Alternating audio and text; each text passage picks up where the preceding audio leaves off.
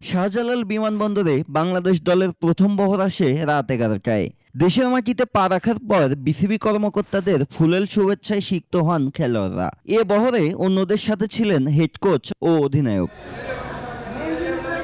Trophy নিয়ে নাজমুল হোসেন শান্তর ঘুমানোর একটি ছবি ভাইরাল হয়েছে সোশ্যাল মিডিয়ায়।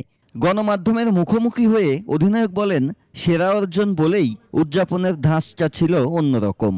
জয়টা অনেক স্পেশাল ছিল আমার কাছে মনে হয়। আমি যেটা বললাম যে বাংলাদেশের সব থেকে বড় অর্জন, তো মোমেন্টটা ভালোভাবে এনজয় করার জন্যই আসলে মনে হলো যে ট্রফিটা নিয়েই ঘুমাই।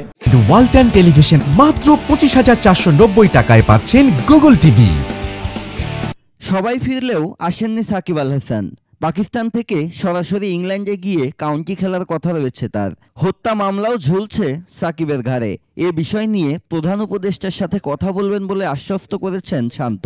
সাকিব ভাই কতটুকু খেলার জন্য ডেডিকেটেড এবং খেলার জন্য কতটুকু পাগল, টিমের জন্য ভালো করার জন্য কতটুকু সবসময় টিমের জন্য খেলার জন্য চিন্তা ভাবনা করেই থাকেন। বাট হ্যাঁ, অবশ্যই যখন দেখা হবেন অবশ্যই এটা নিয়ে যদি কথা ওঠে, প্রত্যেকটা প্লেয়ার সাকিব ভাইয়ের পাশে আছে।